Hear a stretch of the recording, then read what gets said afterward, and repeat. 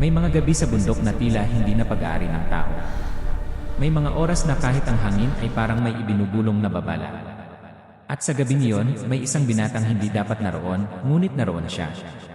Dahil sa isang bagay na hindi niya maipaliwanag at sa isang nilalang na hindi dapat nahuhuli. Sa isang liblib na bahagi ng kabundukan, malayo sa ingay ng baryo at ilaw ng kabihasnan, naroon ang isang lugar na matagal nang iniiwasan ng mga tao. Ang bundok ay nababalutan ng makakapal na puno, matataas na damo, at mga ugat na tila kamay na gustong humawak sa paa ng sinumang maglalakas loob pumasok. Kapag sumasapit ang dapitapon, ang hamog ay gumagapang pababa mula sa tuktok, unti-unting tinatakpan ang daan. Ang katahimikan ay hindi simpleng katahimikan, ito ay may bigat, may presensya. Dito nagsimula ang kwentong aswang na matagal nang ibinubulong sa baryo. Ang pangunahing tauhan ay isang binatang lalaki, 22 taong gulang, payat ngunit matipuno, at kilala sa kanilang lugar bilang tahimik ngunit matapang. Lumaki siya sa piling ng kanyang lolo na mahilig magkwento tungkol sa mga nilalang sa dilim, mga aswang, mga engkanto, at mga nilalang na hindi nakikita ng ordinaryong mata. Ngunit sa kabila ng mga babala, may kakaiba sa binatang ito. Hindi siya madaling matakot. Sa halip, tila hinahanap pa niya ang mga sagot sa likod ng mga alamat. Isang gabi, napilitan siyang umakyat sa bundok upang hanapin ang nawawala nilang kambing. Simple lang ang dahilan. Ngunit ang gabing iyon ay hindi simple. Habang siya ay naglalakad sa masukal na daan, napansin niyang tila may sumusunod sa kanya. Hindi tunog ng hayop. Hindi rin yabag ng tao. Isang mahinang kaluskos na kasabay ng bawat hakbang niya. Huminto siya. Tumahimik ang paligid. Tanging tibok ng kanyang puso ang maririnig. Sa di kalayuan, may nakita siyang kakaibang liwanag sa pagitan ng mga puno. Hindi ito ilaw ng flashlight o sulok. Ito'y parang malamlam na nimning, halos kulay pilak, na gumagalaw ng dahan-dahan. Dapat ay bumaba na siya ng bundok. Dapat ay tumakbo. Ngunit sa halip, parang may humihila sa kanya palapit. Habang papalapit siya, unti-unting luminaw ang anyo ng isang babae. Isang babae na nakatayo sa gitna ng damuhan. Mahaba ang kanyang buhok, maitim at umaabot sa kanyang baywang. Maputla ang kanyang balat, halos kumikinang sa ilalim ng liwanag ng buwan.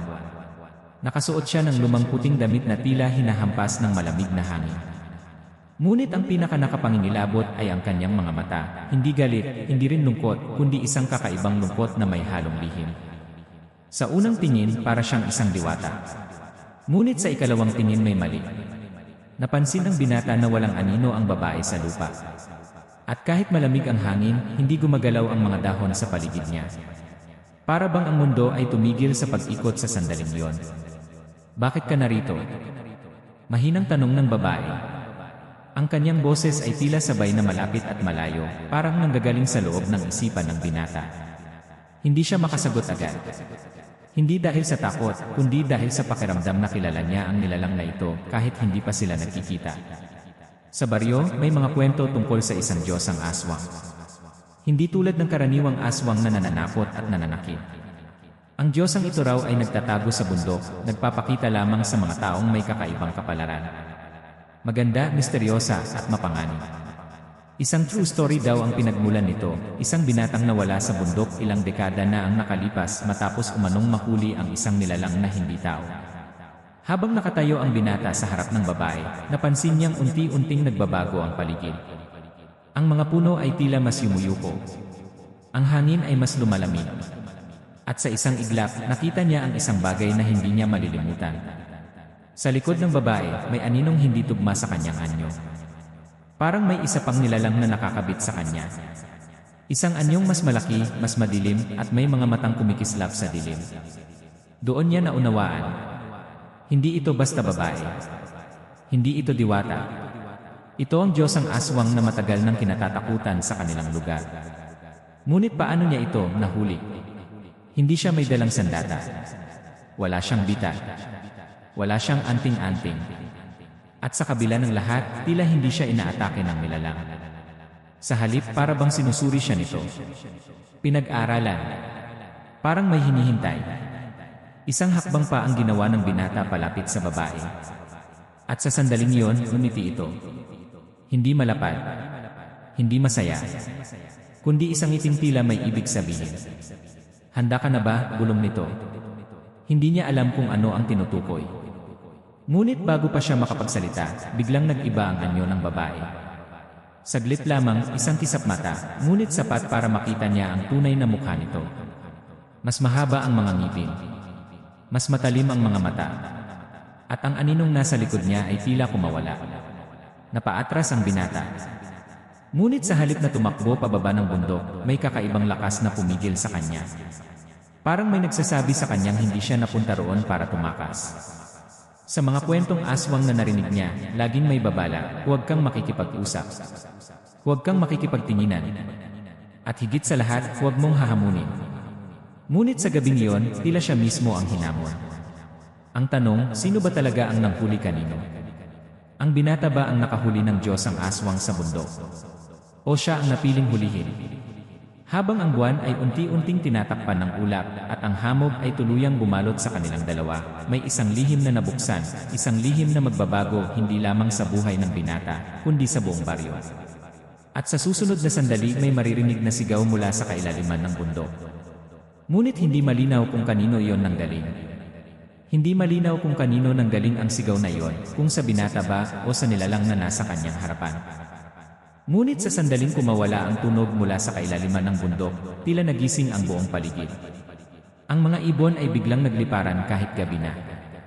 Ang mga dahon ay nagkaluskos na parang may mga paang nagtatakbuhan sa damuhan.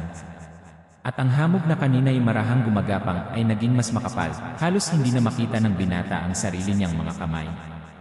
Nakatayo pa rin siya sa harap ng babae. O kung babae pa ba ang dapat itawag dito? Unti-unting bumalik sa dati ang anyo ng nilalang, maganda, maputla, may mahabang buhok na tila hinihipan ng hangin na hindi naman niya maramdaman sa sarili niyang balat. Ngunit ang mga mata nito ay nagbago. Hindi na yon malungkot. May kakaiba ng kislap, parang may lihim na matagal nang hinihintay mabunyan. Hindi lahat ng umaakyat dito ay nakakababa, mahinang sabi ng babae. Hindi malinaw kung babala ba yon o paanyaya. Ang binata, kahit nanginginig ang dibdib, ay pilit na kinontrol ang sarili. Naalala niya ang mga kwento ng kanyang lolo. Tuwing gabi, habang nakaupo sila sa lumang bangko sa ilalim ng punong mangga, ikinukwento ng matanda ang tungkol sa bundok na iyon. Hindi raw iyon basta bundok. Matagal na raw iyong tirahan ng mga nilalang na hindi nakikita ng karaniwang tao. At ayon sa alamat, may isang bantay, isang nilalang na kalahating tao, kalahating iba. Isang Diyosa raw ng dilim. Ngunit hindi raw siya basta masama. May pinipili lamang siya. Noon, inisip lang ng binata na bahagi iyon ng mga kwentong aswang na pampalipas oras. Ngunit ngayon, habang nakatayo siya sa mismong lugar na tinutukoy ng kanyang lolo, at kaharap ang nilalang na maaaring iyon nga ang tinutukoy sa alamat, tila unti-unting nagiging totoo ang lahat. Napansin niyang ang lupa sa paligid ng babae ay tila mas madilim kaysa sa ibang bahagi ng damuhan. Parang may bahagyang bakas ng pagkasunog, ngunit walang amoy ng usok.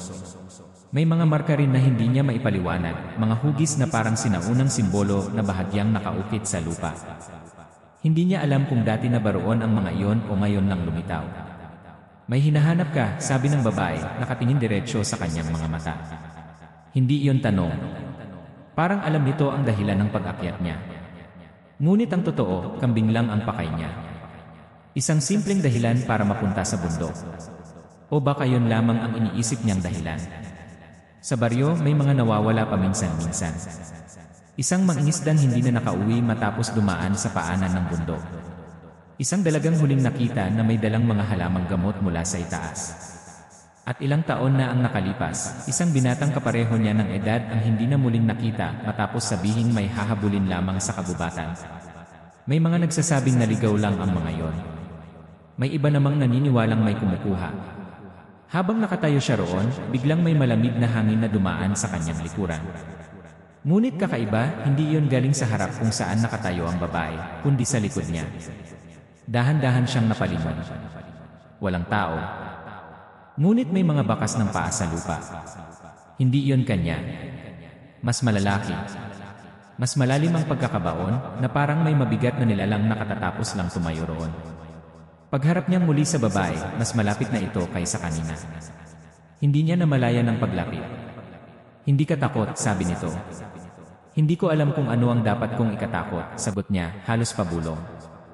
Isang mahinang tawa ang kumawala sa babae.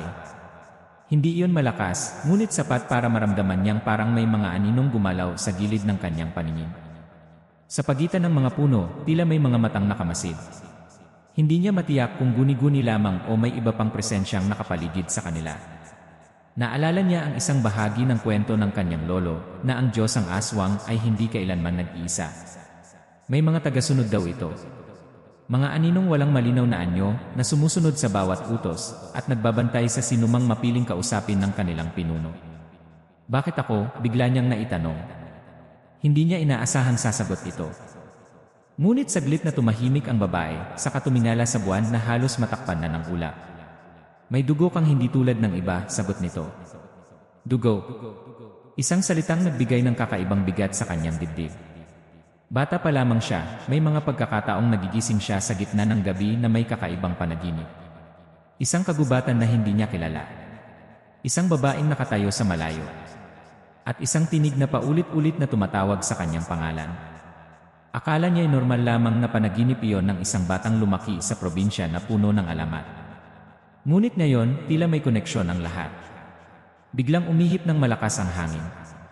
Ang mga puno ay sabay-sabay na yumuko at ang mga dahon ay nag-ingay na parang bulong ng maraming tinig.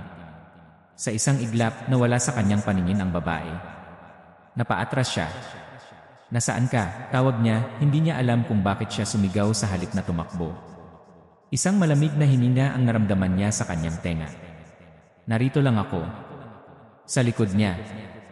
Mabilis siyang lumingon, ngunit muli, nasa harap na niya ang babae. Parang nilalaro siya ng kanyang paningin. O baka hindi na ito simpleng laro. Sa di kalayuan, may nakita siyang anyo na gumalaw sa pagitan ng mga puno. Mas matangkad kaysa karaniwang tao. Payat, ngunit mahaba ang mga braso. Hindi niya makita ang mukha, ngunit ramdam niya ang titig nito. Isa pa ba yon sa mga tagasunod? O baka ikaw ang nawawala, bulong ng babae. Hindi niya maintindihan ang ibig sabihin. Ngunit sa sandaling iyon, may biglang pumasok sa kanyang isipan, isang alaala na hindi niya matandaan kung tunay o hindi. Isang gabi noong siya ay 5 taong gulang pa lamang. Nawawala raw siya ng ilang oras ayon sa kanyang ina. Natagpuan siya sa paanan ng bundok, tulog, walang sugat, ngunit malamig ang katawan. Hindi na yon pinag-usapan pa ng pamilya. Parang may kasunduan na huwag nang balikan ang pangyayaring iyon. Ngayon, parang may unti-unting nagbubukas na pinto sa kanyang alaala. Hindi pa tapos ang naumpisahan, sabi ng babae, maseryoso na ang tono. Anong naumpisahan? Tanong niya. Ngunit sa halip na sagutin, dahan-dahang itinaas ng babae ang kanyang kamay. Sa sandaling iyon, naramdaman ng binata na parang may humahawak sa kanyang dibdib mula sa loob. Hindi masakit, ngunit mabigat. Parang may gumigising na matagal nang natutulog. Sa paligid nila, ang mga anino ay tila humaba. Ang buwan ay tuluyang natakpan ng ulap. At sa gitna ng kadiliman, ang mga mata ng babae ay tila nagliwanag ng bahagya. Hindi pa rin malinaw kung siya ba ang nakahuli ng Diyos ang aswang sa bundok. O kung siya ang matagal nang hinihintay na bumalik. At habang ang hangin ay muling tumahimik, may isang tunog na umalingaw-ngaw sa kailaliman ng kabubatan, isang mabagal, mabigat na yabag na papalapit. Hindi siya sigurado kung may darating upang tumulong o may darating upang kumuha sa kanya. At sa unang pagkakataon, naramdaman niya ang tunay na takot, hindi dahil sa nilalang na nasa harap niya, kundi dahil sa posibilidad na ang lahat ng ito ay bahagi ng isang kapalarang hindi niya kayang takasan. Ang mabagal at mabigat na yabag na iyon ay hindi huminto. Sa halip, lalo pa itong lumapit, 1, 2, 3, bawat hakbang ay tila sumasabay sa tibok ng puso ng binata. Ramdam niya ang panginginig ng lupa sa ilalim ng kanyang mga paa, kahit hindi naman ganoon kalakas ang tunog. Parang ang mismong bundok ay may sariling pulso, at iyon ang naririnig niya. Nakatayo pa rin sa kanyang harapan ang Diyos ang aswang, ang magandang babae na may maputlang balat at malamig na mga mata. Ngunit ngayon, hindi na siya nakangiti. Nakatingin lamang siya sa kadiliman sa likod ng binata, na para bang may hinihintay na lumitaw. Hindi ka nag-iisa, mahina nitong sabi. Hindi malinaw kung babala iyon o pananakot. Dahan-dahang lumingon ang binata. Sa pagitan ng makakapal na puno, may aninong unti-unting humihiwalay sa dilim. Mas matangkad ito kaysa karaniwang tao, halos sumasayad ang mahahabang braso sa lupa. Hindi pa rin makita ang mukha, ngunit malinaw ang hugis, hindi iyon hayop at hindi rin ganap na tao. Napaatras ang binata hanggang sa maramdaman niyang wala na siyang malakaran. Bangin na pala ang nasa likod niya, hindi kalaliman, ngunit sapat upang siya ay matisod at masugatan kung sakaling mawala ng balanse. Hindi ko kayo hinahanap, sabi niya, pilit pinatatatag ang boses. Pero kami ang nakakita sa iyo, sagot ng babae. Sa sandaling iyon, biglang nawala ang aninong matangkad. Parang hinigop ng dilim. Ngunit ang pakiramdam na may nakamasid ay hindi nawala. Sa halip, mas dumami pa. Sa kaliwa niya, may marahang paggalaw ng mga damo. Sa kanan, may mahinang ungol na parang hangin na dumadaan sa makipot na siwang. Unti-unting lumalala ang sitwasyon. Ang lugar na kanina'y isang tahimik na bahagi ng bundok ay naging parang isang entabladong may mga matang nakatutok sa kanya.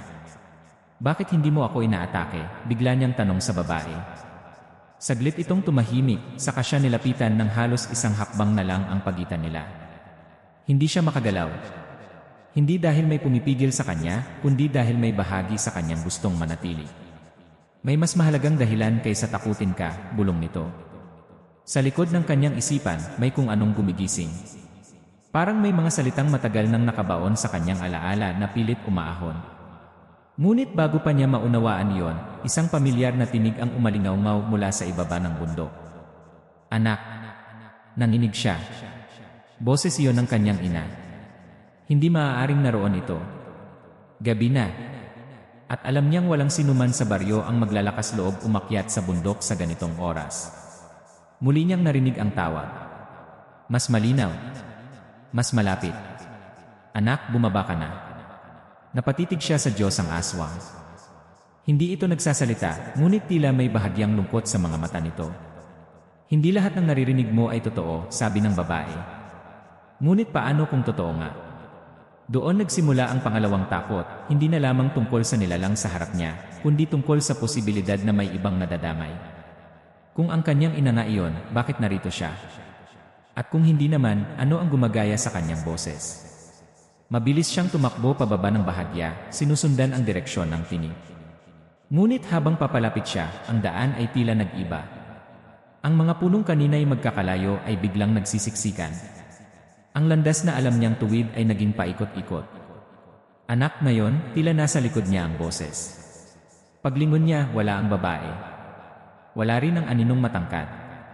Ngunit sa isang iglap, nakita niya ang anyo ng kanyang ina, nakasuot ng pangkaraniwang damit, hawak ang isang lampara, nakatayo sa pagitan ng mga puno. Ikaw ba yan? Nanginginig niyang tanong. Hindi sumagot ang babae. Nakangiti lamang ito. Ngunit ang ngiting iyon ay hindi pamilyar. Hindi iyon ngiti ng isang ina. Unti-unting nagbago ang anyo nito. Ang balat ay naging mas maputla. Ang mga mata ay tila lumalim ang kulay. At ang lamparang hawak ay biglang namatay. Sa kadiliman, narinig niya ang mahinang tawa, pareho ng tawang narinig niya kanina. Bigla niyang naunawaan. May kakayahang gayahin ang mga anyo ang mga nilalang dito. Hindi lang isa ang kaharap niya. Habang siya'y nagtatangkang umatras, may naramdaman siyang malamig na kamay na humawak sa kanyang braso. Paglingon niya, ang Diyos ang aswang ay naroon muli sa kanyang tabi. Kung susunod ka sa kanila, hindi ka na makakabalik, mariin itong sabi. Bakit mo ako pinipigilan? Sigaw niya. Hindi agad sumagot ang babae. Ngunit sa unang pagkakataon, tila may bahagyang takot sa kanyang mukha. Hindi sila katulad ko. Iyon lamang ang sinabi nito.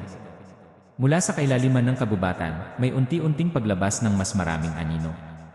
Hindi na iisa. Hindi na dalawa. Marami sila, mga hugis na hindi buo, gumagalaw na parang usok, ngunit may bigat sa bawat hakbang. Naramdaman ng binata na tila siya ay nasa gitna ng dalawang puwersa. Sa isang panig, ang Diyos ang aswang na tila may sariling layunin sa kanya. Sa kabilang panig, ang mga nilalang na walang malinaw na mukha, ngunit may malinaw na intensyon, ang iligaw siya. Habang papalapit ang mga anino, naramdaman niya ang kirot sa kanyang dibdib. Parang may kumakapit mula sa loob. Napaluhod siya sa lupa, pilit humihinga. Sa kanyang isipan, may mga larawang mabilis na naglalaro, isang batang lalaki na nakatayo sa gitna ng kabubatan, hawak ang kamay ng isang babaeng hindi niya makita ang mukha. Isang pangako na hindi niya maalala. Isang bagay na ibinigay sa kanya noong siya ay bata pa. Panahon na bulong ng Diyos ang aswang. Ngunit hindi malinaw kung ano ang tinutukoy nito. Biglang nagliwanag ang paligid, hindi dahil sa buwan, kundi dahil sa kakaibang kislap na nagmumula sa kanyang sariling dibdib. Hindi ito maliwanag na parang apoy, mas tila banayad na liwanag na may malamig na pakiramdam. Napaatras ang mga anino. Ngunit hindi sila tuluyang nawala. Sa halip, umikot sila sa kanilang dalawa, parang naghihintay ng tamang sandali. Habang nakaluhod ang binata, napansin niyang ang lupa sa ilalim niya ay may parehong simbolong nakita niya kanina, mas malinaw ngayon, at tila kumikislap kasabay ng liwanag sa kanyang dibdib. Hindi mo pa rin naaalala, sabi ng babae, halos pabulong. Ano ang dapat kong maalala, sigaw niya. Ngunit sa halip na sagutin, biglang nag-iba ang ekspresyon ng babae. Napatingin ito sa likod niya. May mas mabigat na presensyang papalapit. Hindi na ito simpleng anino.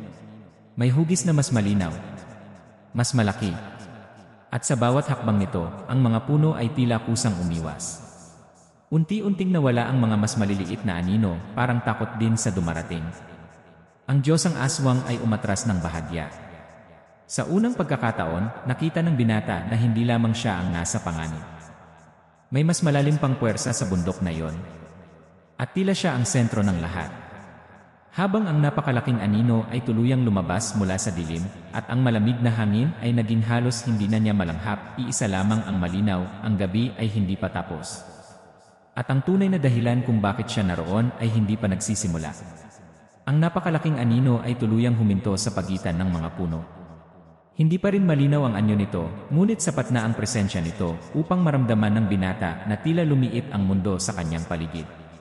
Ang hangin ay naging mabigat, parang may biglang bumaba na makapal na kumot ng dilim sa buong bundok.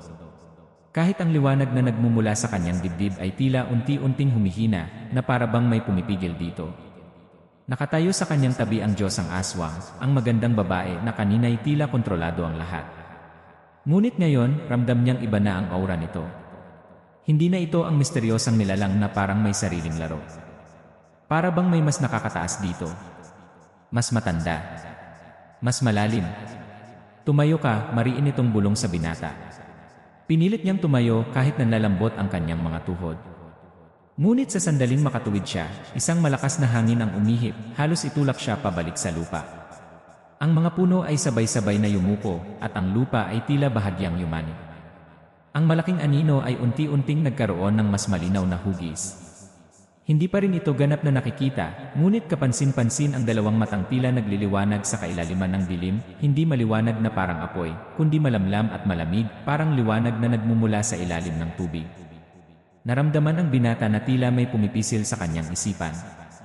May mga bulong na hindi niya maintindihan, sabay-sabay, parang maraming tinig na nagsasalita sa loob ng kanyang ulo. Hindi niya maunawaan ang mga salita, ngunit malinaw ang pakiramdam, hindi siya dapat narito. Unti-unti siyang umatras. Ngunit bawat hakbang niya paatras, tila mas lumalapit ang mga puno. Ang landas pababa ng bundok ay hindi na niya makita. Ang hamog ay naging parang pader na hindi niya matagos. Wala na siyang matakbuhan. Wala na ring malinaw na direksyon. Hindi kanila papayagang umalis, sabi ng Diyosang aswang, hindi inaalis ang tingin sa napakalaking anino. Bakit? Halos pabulong niyang tanong. Saglit na tumingin sa kanya ang babae. Sa unang pagkakataon, nakita niya ang malinaw na emosyon sa mga mata nito, hindi takot, kundi isang uri ng panghihinayang. Dahil bumalik ka. Parang may malamig na tubig na ibinuhos sa kanyang likod. Bumalik. Kailan siya umalis? Bago pa niya maitanong iyon, biglang nagdilim ang paligid. Hindi dahil sa ulap o hamog, kundi dahil sa pakiramdam na may isang napakalaking bagay ang tumabing sa buong kalangitan. Kahit ang buwan ay tuluyang nawala sa paningin. At sa sandaling iyon, naramdaman niya ang lupa sa ilalim ng kanyang mga paa na tila lumulubog. Hindi pisikal na paglubog, kundi parang ang mismong espasyo ay nagiging hindi matatag. Ang mga tunog ay naging malabo, parang nasa ilalim siya ng tubig. Ang tibok ng kanyang puso ay naging mas malakas sa kanyang pandinig kaysa sa anumang bagay sa paligid. Biglang may malamig na aninong dumaan sa kanyang likuran. Hindi niya ito nakita, narinig lamang niya ang mahinang paghinga. Paglingon niya, wala. Ngunit sa pagharap niyang muli, ang napakalaking anino ay mas malapit na. Hindi ito naglalakad. Parang dumudulas sa lupa, walang ingay, walang bakas. Ngunit bawat segundo, lumalaki ito sa kanyang paningin. Hindi ito ang oras, mariing sabi ng Diyos ang aswang, tila kinakausap ang nilalang. Sa unang pagkakataon, may narinig ang binata na sagot, hindi malinaw na salita, kundi isang malalim na ugong na tila nanggagaling sa kailaliman ng lupa. Ang tunog ay nagdulot ng matinding presyon sa kanyang dibdib, at napahawak siya muli roon. Ang liwanag sa kanyang dibdib ay muling nagmingming, mas malakas kaysa kanina. At doon niya napansin, tuwing lumalakas ang liwanag, tila umaatras ng bahagya ang napakalaking anino. Ngunit hindi ito tuluyang nawawala. Parang sinusubok lamang siya. Sa gilid ng kanyang paningin, nakita niyang ang mga maliliit na anino ay bumalik. Hindi na sila lumalapit, ngunit nakapaligid na muli, parang naghihintay ng utos. Napagtanto niya na siya ang sentro ng isang bagay na hindi niya lubos maunawaan. Isang labanan ba ito? Isang pag-angkin? O isang pagtawag? Sabihin mo sa akin ang totoo, sigaw niya sa Diyos ang aswang. Ano ang nangyayari? Ngunit bago pa ito makasagot, biglang nagbago ang paligid. Ang mga puno ay tila naglaho. Ang hamog ay nawala. At sa isang iglap, nakita niya ang sarili na nakatayo sa gitna ng isang malawak na bakuran, pamilyar, ngunit hindi niya agad makilala. May lumang bahay sa di kalayuan. Isang ilaw ang nakasindi sa bintana. Bahay nila. Ngunit hindi ito ang kasalukuyan. Mas luma ang itsura. Mas bago ang pintura. At sa may pintuan, may batang lalaki na nakatayo. 5 taong gulang. At kamukha niya. Nanginginig ang bata habang nakatingin sa madilim na bahagi ng bakuran. Sa likod ng bata, may isang babaeng nakatayo, malabo ang mukha, ngunit mahaba ang buhok at nakaputi. Ang Diyos ang aswang. O iba pa. Hindi ito alaala, bulong ng babae sa kanyang tabi. Ito ay paalala. Sa sandaling iyon, napansin ng binata na ang napakalaking anino ay naroon din sa eksenang iyon, nakatago sa likod ng lumang bahay, bahagyang sumisilip. Parang noon pa man ay naroon na ito. Biglang napalingon ang batang bersyon niya sa direksyon niya, na parang nakikita siya. At sa isang iglap, ang bata ay nagsimulang maglakad palayo sa bahay, papunta sa dilim sa likod bahay. Tumigil ka, sigaw ng binata, ngunit walang lumalabas na tunog sa kanyang bibig. Sinubukan niyang tumakbo papunta sa bata, ngunit hindi siya makagalaw. Parang nakapako ang kanyang mga paa sa lupa. Ang Diyos ang aswang ay nakatingin lamang. Hindi mo siya nailigtas noon, sabi nito. Ano nang ibig mong sabihin? Halos hindi niya maibulalas.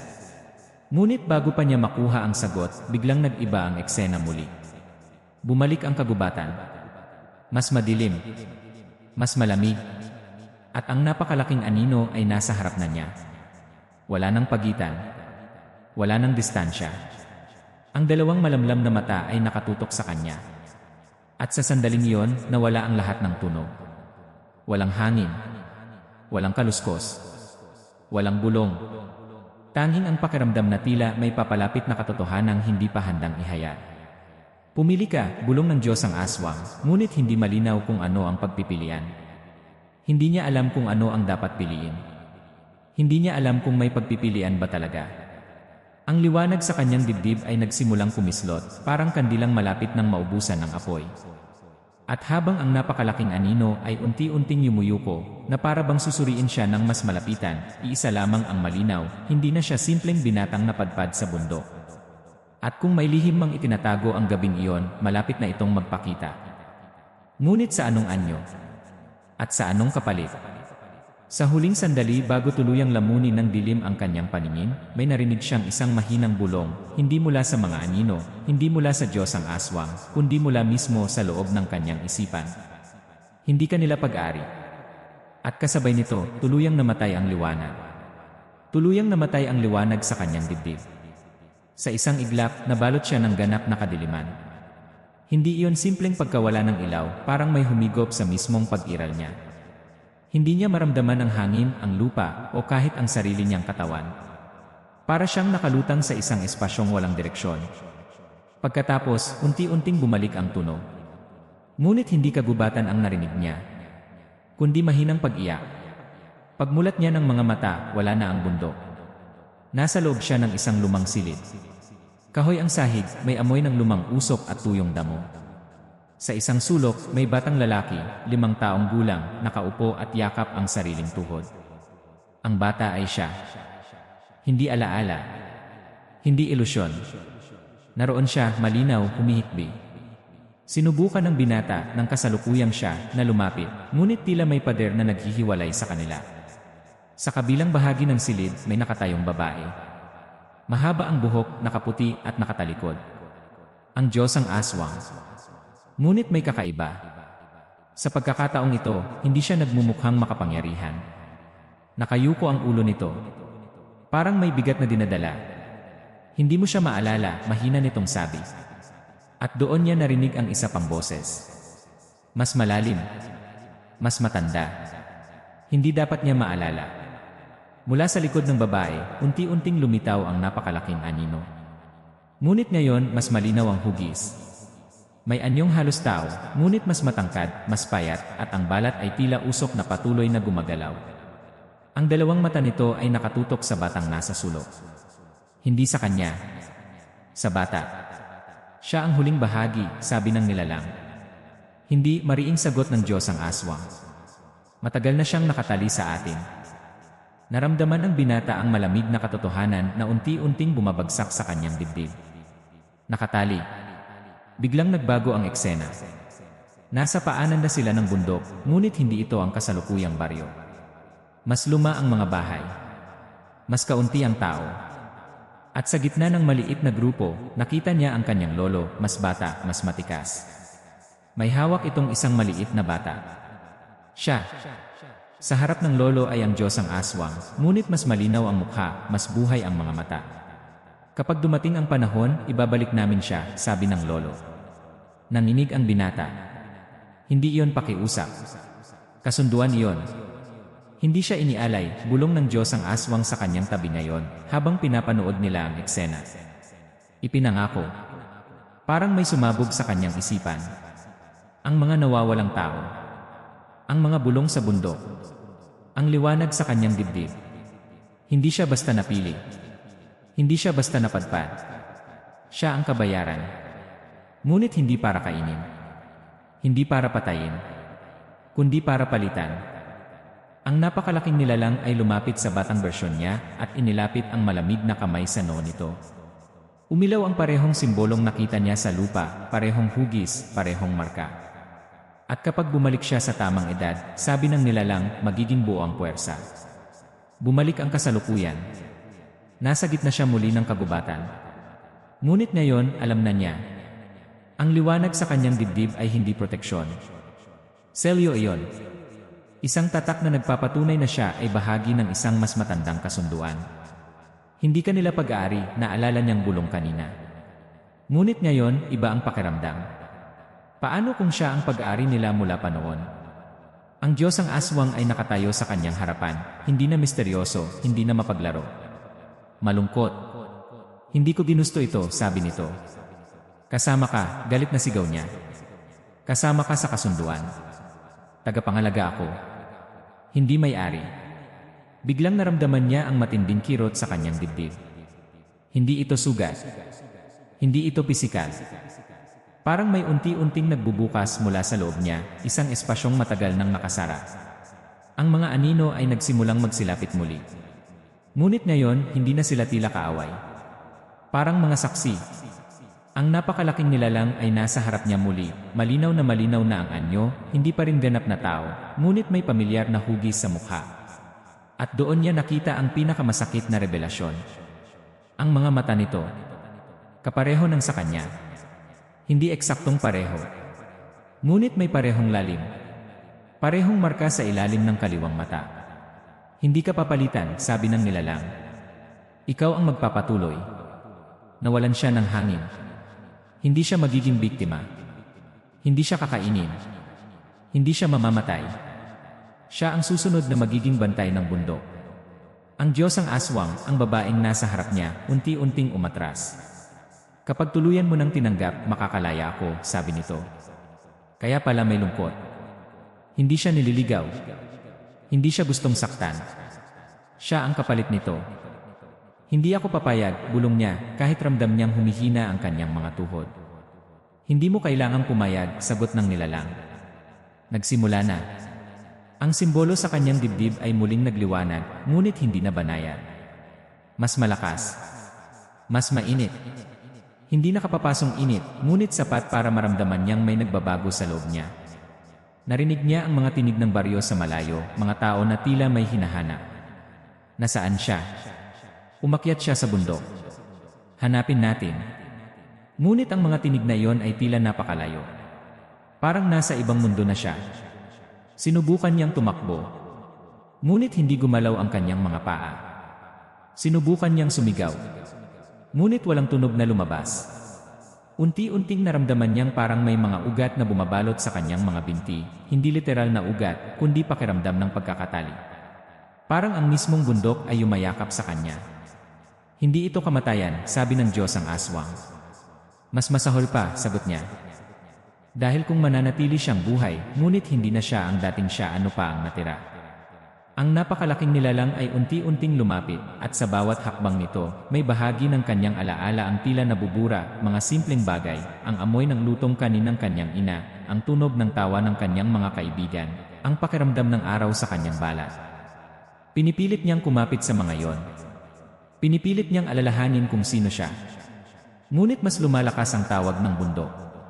Mas malinaw ang bulong ng dilim. At sa huling sandali bago tuluyang magdikit ang kanilang mga noo, siya at ang nilalang, napaisip siya, kung ito ang kapalaran niya, may paraan pa ba para takasan? O matagal na ba siyang nakulong sa kasunduang hindi niya naman pinili? At ikaw, ano ang gagawin mo kung ikaw ang nasa ganitong sitwasyon? Tatanggapin mo ba ang kapalit para mailigtas ang iba? O lalaban ka kahit hindi mo alam kung may pag-asa pa? Sa tingin mo ba makakaligtas ang pangunahing tauhan? O tuluyan na siyang magiging bahagi ng misteryong bumabalot sa bundok? Dahil sa gabing iyon, isang bagay lang ang sigurado, may bagong bantay na magigising. At may isang nilalang na handa ng makalaya.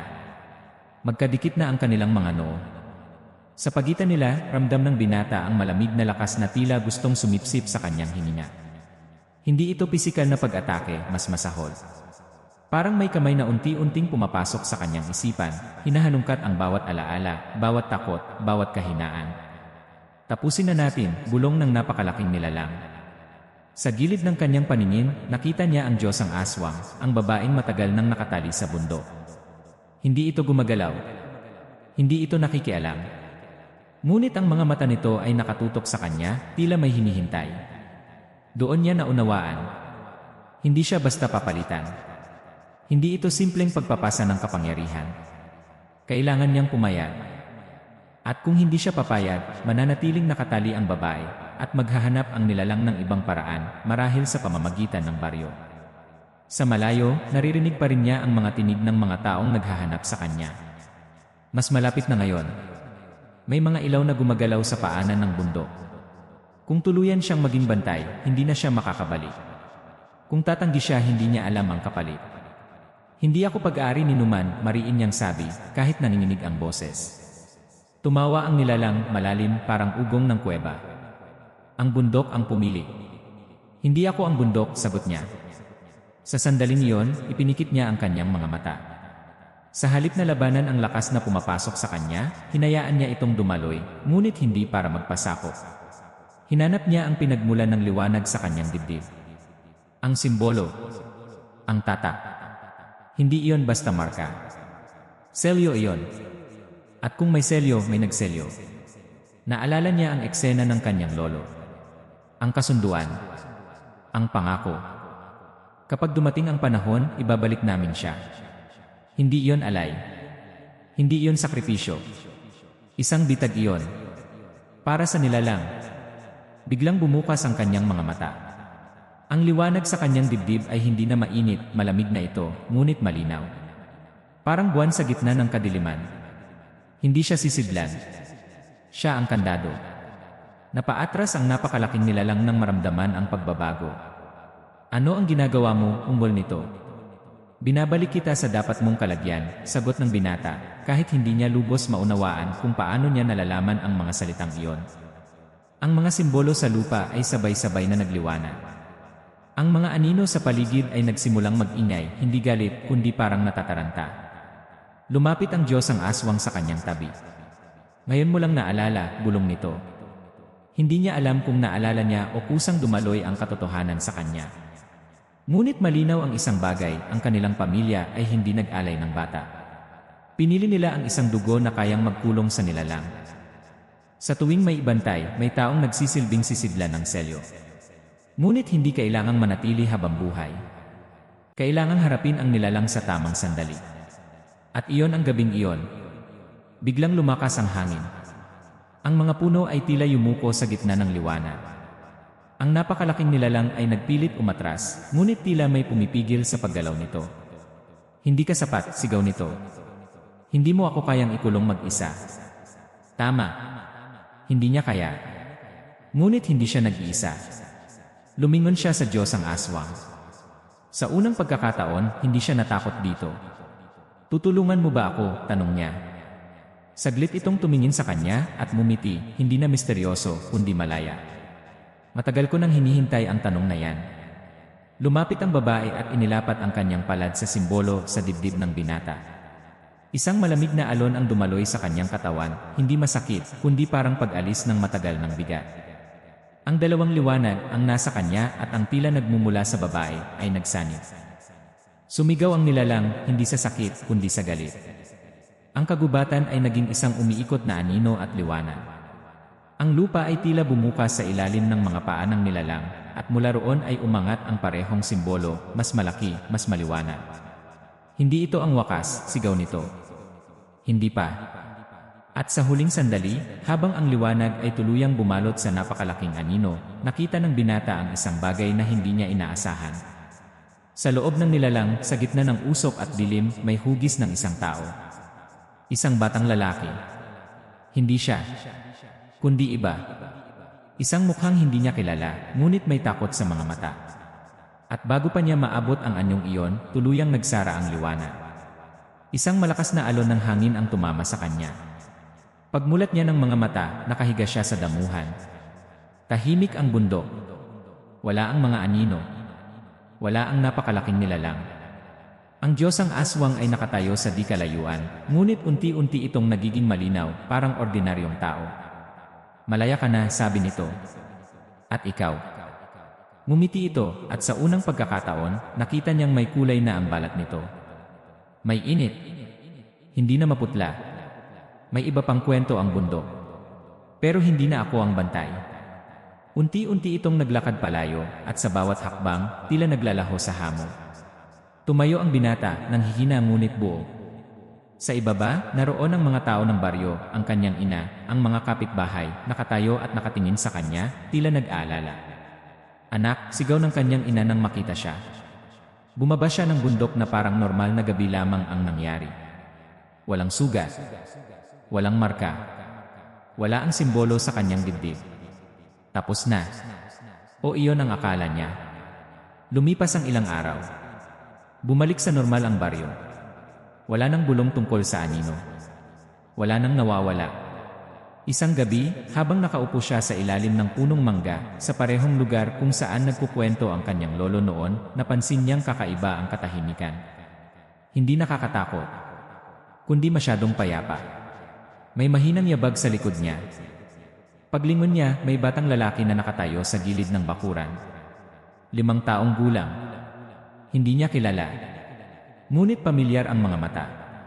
Sa ilalim ng kaliwang mata nito may bahagyang marka. At sa sandaling nagtagpo ang kanilang mga tingin, unti-unting nagliwanag ang lupa sa ilalim ng kanilang mga paa. Hindi sa bundok, kundi sa mismong baryo. Doon niya naunawaan ang huling twist. Hindi niya winakasan ng puwersa. Inilipat niya. At ang bundok ay hindi kailanman naging kulungan. Isa lamang itong taguan. Ngayon, ang tanong, saan talaga nakatali ang kadiliman? At sino ang susunod na magbabantay? Matapos ang gabing iyon, maraming tanong ang naiwan sa isip ng binata, ngunit mas marami ang mga sagot na hindi niya inaasahang malaman. Ang bundok ay nanatiling tahimik. Wala nang ulat ng nawawala. Wala nang bulong tungkol sa aninong gumagala sa dilim. Sa panlabas na anyo, tila bumalik sa normal ang lahat. Ngunit hindi na siya ang dating siya. Sa mga sumunod na araw, napansin niyang mas malinaw ang kanyang pandinig sa gabi. Kapag tahimik ang baryo at tanging mga kuliglig ang maririnig, may mga sandaling tila may kasabay iyong mahinang ugong, parang hangin na dumadaan sa loob ng kuweba. Hindi iyon palaging naroon. Ngunit sapat para ipaalala sa kanya na may bahagi ng gabing iyon ang hindi tuluyang nawala. Nalaman din niya ang buong katotohanan mula sa kanyang ina. Isang gabi, hindi na niya napigilan ang sarili at tinanong niya ito tungkol sa kanyang pagkawala noong 5 taong gulang pa siya. Unay tumahimik lamang ang kanyang ina, ngunit nang makita ang seryosong ekspresyon sa mukha ng anak, napaupo ito at nagsimulang magsalita. Hindi ka basta nawala noon, sabi ng kanyang ina. May sakit ka. Mataas ang lagnat mo. At sa gitna ng gabi, naglakad ka palabas ng bahay na parang may sumusunod na tinig. Natagpuan siya ng kanyang lolo sa paanan ng bundok, nakahiga ngunit hindi sugatan. Sa tabi niya, may marka sa lupa, isang simbolo na hindi nila maipaliwanag. Kinabukasan, dinala siya ng lolo sa isang matandang albularyo sa kabilang baryo. Doon nila nalaman na may nakadikit sa kanya, hindi masamang espiritu, kundi isang tatak ng kasunduan. Hindi siya inialay bilang kapalit ng buhay ng baryo. Pinili ang kanilang pamilya bilang tagapagbantay ng selyo. Sa bawat henerasyon, may isang magmamana ng marka. Ngunit hindi iyon nangangahulugang magiging halimaw siya. Ang tungkulin ay bantayan, hindi maglingkod sa dilim.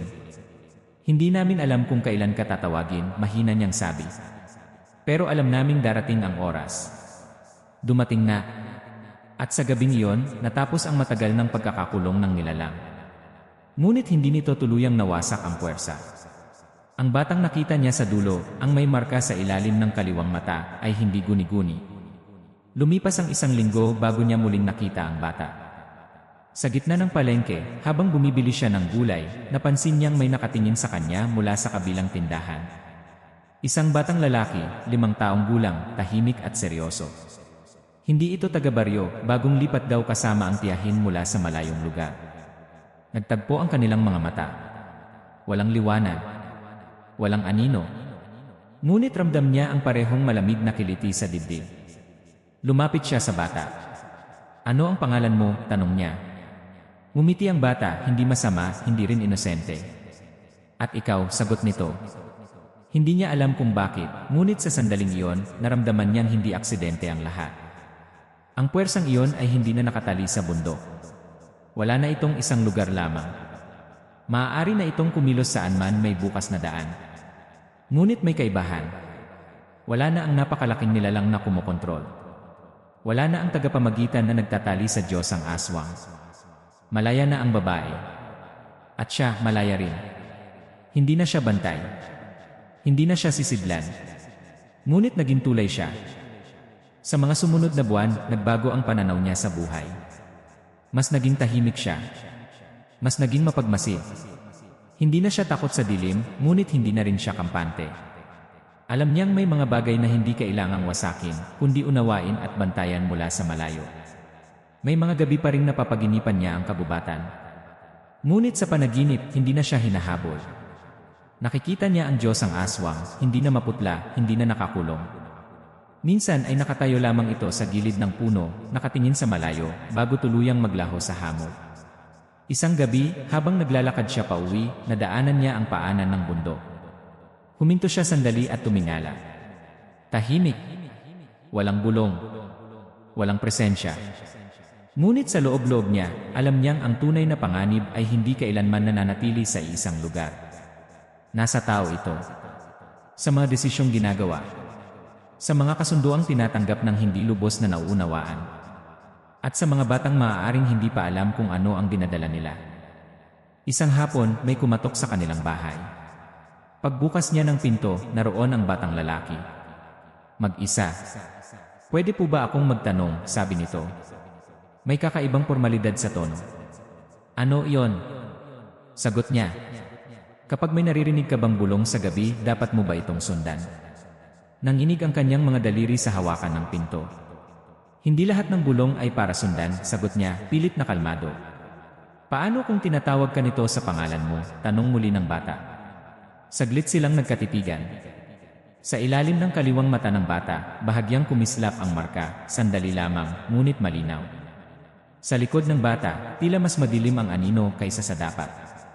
Hindi niya alam kung ito ba ang simula ng panibagong siklo o isang pagsubok lamang. Ngunit alam niya ang isang bagay, hindi na siya ang 5 taong gulang na batang walang alam. Hindi na siya ang binatang naligaw sa bundok. Alam na niya ang halaga ng pagpili. Lumuhod siya upang magpantay ang kanilang mga mata. Kapag may bumubulong sa iyo, sabi niya ng marahan, tanungin mo muna kung sino ang nakikinabang kapag sumunod ka. Hindi sumagot ang bata. Ngumiti lamang ito at sa isang iglap parang nag-iba ang liwanag ng paligid. Nawala ang bata. Walang yabag. Walang tunog. Tanging ang malamig na hangin na dumaan sa kanyang mukha. Dahan-dahan niyang isinara ang pinto. Sa gabing iyon, hindi siya natulog agad.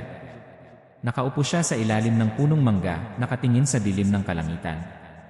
Sa malayo, sa gilid ng baryo, may nakita siyang maliit na aninong nakatayo. Isang batang hugis.